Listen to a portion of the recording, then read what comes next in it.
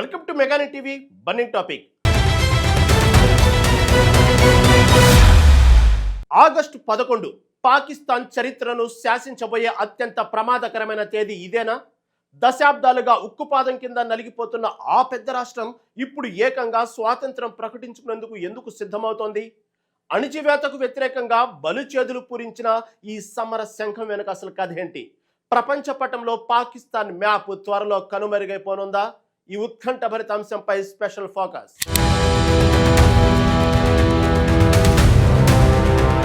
పాకిస్తాన్ భూభాగంలో దాదాపు 185,000 చదరపు కిలోమీటర్లకు పైగా విస్తరించి ఉన్న బలూచిస్తాన్ చరిత్ర ఎప్పుడూ రక్తసిక్తమే. బ్రిటిష్ పాలన అంతమయ్యే సమయంలో కలాత్ కన్హేట్ ఒక స్వాతంత్ర రాజ్యంగా గుర్తింపు పొందిందని బలూచ్ జాతీయవాదులు బలంగా వాదిస్తున్నారు. కంటికి రెప్పలా కాపాడుకోవలసిన తమ స్వాతంత్ర్యాన్ని అప్పట్లో పాక్ బలవంతంగా లాక్కుందని అక్కడి ప్రజల ఆవేదన. నమ్మించి గొంతు కోయడం వల్లనే ఈ ప్రాంతం అన్యాయానికి గురైందని చరిత్ర చెబుతుంది. విలీన పత్రాలపై తుపాకీ గురిపెట్టి సంతకాలు పెట్టించుకున్నారనేది ఈ నేల మాసే పెనుక్షోభ. 7 దశాబ్దాలకు పైగా సాగుతున్న ఈ అణిచివేతకు వ్యతిరేకంగా ఇప్పుడు మళ్లీ నిప్పులు చెరుగుతున్నాయి. అగ్నికి ఆజ్యం పోసినట్లుగా పాక్ సైన్యం చేస్తున్న దౌర్జన్యాలు ప్రజలను మరింత తిరుగుబాటు బాట పట్టించాయి. పుట్టెడు దుఃఖంలో ఉన్న ఈ జాతి ఇప్పుడు తన అస్తిత్వం కోసం ప్రాణాలను సైతం లెక్క చేయకుండా సమరశంఖం పూరిస్తోంది. ఇక్కడి సహజ వనరులను దోచుకుంటున్న పాలకుల తీరుపై బలూచ్ యువత తిరగబడుతోంది. ఎవరికి తగిన శిక్ష వారికి త్వరలోనే దక్కుతుందనే నమ్మకంతో వారు పోరాటాన్ని ఉధృతం చేశారు. అణచివేత ఎంత ఎక్కువగా ఉంటే తిరుగుబాటు అంత తీవ్రంగా ఉంటుందనడానికి బలూచిస్తానే నిలువెత్తు నిదర్శనం. చరిత్ర నేర్పిన చేదు పాఠాలను గుండెల్లో దాచుకొని ఈ బిడ్డలు ఇప్పుడు స్వతంత్ర గర్జన చేస్తున్నారు. దశాబ్దాలుగా గొంతు నొక్కబడిన స్వరం ఇప్పుడు ప్రపంచం ముందు సగర్వంగా నిలబడుతుంది. ఈ చారిత్రక అన్యాయానికి ముగింపు పలకాలనే లక్ష్యంతో ప్రతి బలూచ్ పౌరుడు ఇప్పుడు ఒక సైనికుడుగా మారాడు. ఎప్పటికైనా కాలమే అన్ని గాయాలను మాన్పుతుందనే ఆశతో వారు తమ గమ్యస్థానం వైపు అడుగులు వేస్తున్నారు.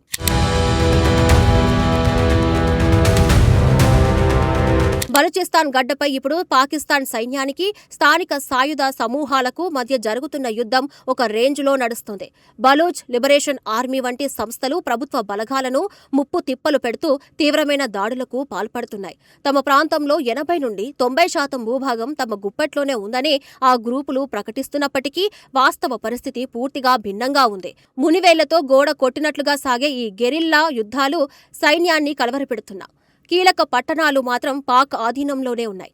చుట్టూ మురిసిన చీకటిని చీల్చుకుంటూ స్వతంత్ర భావన గ్రామీణ ప్రాంతాల్లో వేగంగా పాకుతుంది. చేతులు కాలాక ఆకులు పట్టుకున్నట్లుగా పాకిస్తాన్ సైన్యం ఇప్పుడు అదనపు బలగాలను మోహరిస్తుంది. అయితే ఎక్కడి గొంగలి అక్కడే అన్నట్లుగా దశాబ్దాలుగా ఈ ప్రాంతంలో పాలనాపరమైన మార్పులు మాత్రం శూన్యంగానే మిగిలిపోయాయి. కన్నతల్లి లాంటి భూమిని కాపాడుకోవడానికి యువత ప్రాణాలను సైతం తృణప్రాయంగా వదులుతున్నారు. సైనిక శిబిరాలపై దాడులు చేస్తూ శత్రువుల గుండెల్లో రైళ్లు పరిగెత్తిస్తున్నారు. రోకటి పోటుకు రుబ్బురోలు ఎదురు నిలిచినట్లుగా పాక్ సైనిక చర్యలను బలూచ్ యోధులు ధైర్యంగా ఎదుర్కొంటున్నారు. ఎలాంటి కష్టనష్టాలనైనా భరించడానికి సిద్ధపడిన ఈ పోరాట యోధుల తెగువ చూస్తూ ఉంటే ఎవరికైనా వెన్నులో వణుకు పుట్టక మారదు. ప్రజల మద్దతు పుష్కలంగా ఉండటంతో సాయుధ ఉద్యమానికి తిరుగు లేకుండా పోతుంది. శత్రువు ఎంత బలశాలి అయినప్పటికీ ఆత్మగౌరవం ముందు బలాలు తలవంచక తప్పదు. ఈ పోరు కేవలం భూభాగం కోసం మాత్రమే కాదు, తరతరాలుగా జరుగుతున్న మోసాలకు వ్యతిరేకంగా సాగుతున్న అంతిమ సమరం.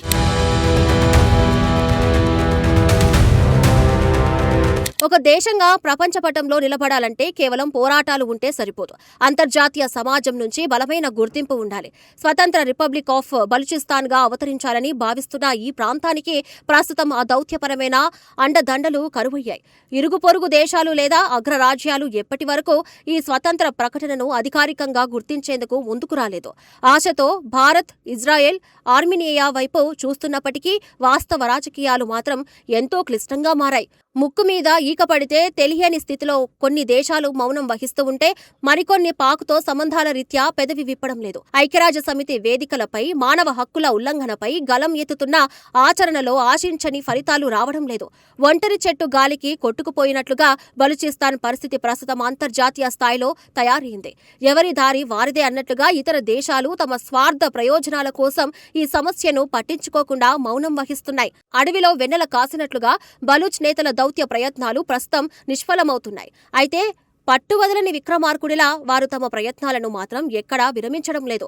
ప్రపంచ దేశాల మద్దతు కూడగట్టేందుకు బహిరంగంగా తీవ్రమైన ప్రయత్నాలు సాగిస్తున్నారు. దౌత్య మార్గాల్లో వచ్చే అడ్డంకులను అధిగమించడానికి బలూచ్ నాయకులు ప్రత్యామ్నాయ మార్గాలను అన్వేషిస్తున్నారు. కాలం కలిసి వస్తే ఎవరి తలరాత ఎప్పుడైనా మారుతుందనే ఆశతో వారు అడుగులు వేస్తున్నారు. అంతర్జాతీయ గుర్తింపు కోసం చేస్తున్న ఈ పోరాటం మునపటి కంటే ఇప్పుడు మరింత వేగవంతమైంది.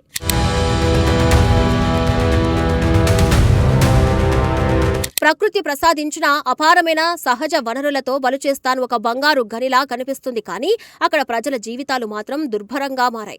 గ్యాస్, పెట్రోలియం, ఖనిజ సంపద పుష్కలంగా ఉన్నప్పటికీ ఆ ఫలాలన్నీ ఇస్లామాబాద్ పాలకులా ఫాలవుతున్నాయి. ఇంటి దొంగను ఈశ్వరుడు కూడా కనిపెట్టలేడు అన్నట్లుగా స్థానిక ప్రభుత్వాలు, అధికారులు ఆ సంపదను యథేచ్ఛగా దోచుకుంటున్నారు.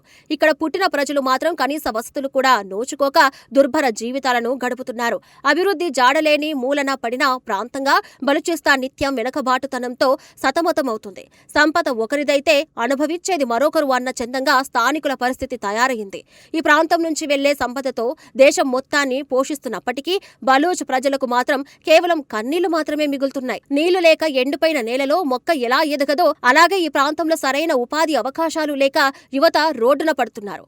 సహజ వనరుల దోపిడీని ప్రశ్నించిన వారిని అదృశ్యం చేయడం లేదా నిర్దాక్షిణ్యంగా అణిచివేయడం పాక్ ప్రభుత్వానికి పరిపాటిగా మారింది. ఈ అన్యాయాన్ని భరించలేకనే నేడు ప్రజలు రోడ్డెక్కి స్వాతంత్ర్యం కోసం నినాదిస్తున్నారు. తమ సంపదను తామే స్వయంగా ఏలుకునే రోజు రావాలని వారు అహర్నిశలు తపస్సులా పోరాడుతున్నారు. ఆర్థికంగా ఎంతో శక్తివంతమైన ఈ ప్రాంతం కేవలం తప్పుడు పాలన వల్ల వెనుకబడిపోయింది.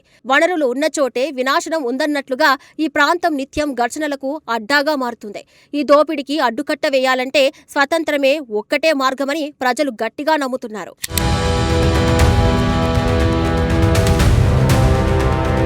నోటి దగ్గరికి వచ్చిన అన్నం నోటికి అందకుండా పోయినట్లుగా స్వతంత్ర ప్రకటన చేయడం సులభమే కానీ దాన్ని నిలబెట్టుకోవడం అంతకంటే కష్టం. ఆగస్టు 11న రిపబ్లిక్ ఆఫ్ బలూచిస్తాన్ పేరుతో జరిగే ప్రకటన తరువాత అసలైన సవాళ్లు మొదలవుతున్నాయి. ఒక దేశంగా మనుగడ సాగించాలంటే సైనిక శక్తి, పటిష్టమైన ఆర్థిక వ్యవస్థ, సమర్థవంతమైన పరిపాలన అత్యంత కీలకం. కానీ ప్రస్తుతం ఈ నూతన దేశ ఆవిర్భావానికి ఆ బలాలు పూర్తిగా లోపించాయని చెప్పాలి. పాక్ సైన్యం ఈ ప్రకటనను తీవ్రంగా అణిచివేయడానికి భారీ వ్యూహాలు రచిస్తుంది. అంతర్గత భద్రతను కాపాడుకుంటూనే అంతర్జాతీయంగా గుర్తింపు తెచ్చుకోవడం ఈ ఉద్యమకారులకు కత్తిమీద సాములాంటి పనే. ఎవరికి వారు యమునా తీరే అన్నట్లుగా ఉంటే కొత్తగా ఏర్పడే దేశం నిలదొక్కుకోవడం అసాధ్యం. ఒకవైపు పాకిస్తాన్ దీన్ని కేవలం ఒక అంతర్గత శాంతి భద్రతల సమస్యగానే చూస్తూ లైట్ తీసుకుంటుంది. మరోవైపు ఈ పరిణామాలు ఆ ప్రాంతంలో ఎటువంటి పెను మార్పులకు దారితీస్తాయోననే ప్రపంచ దేశాలు ఉత్కంఠగా గమనిస్తున్నాయి. గడప దాటని సమస్య కాస్త ఇప్పుడు అంతర్జాతీయ వేదికలపై చర్చనీయాంశంగా మారుతుంది.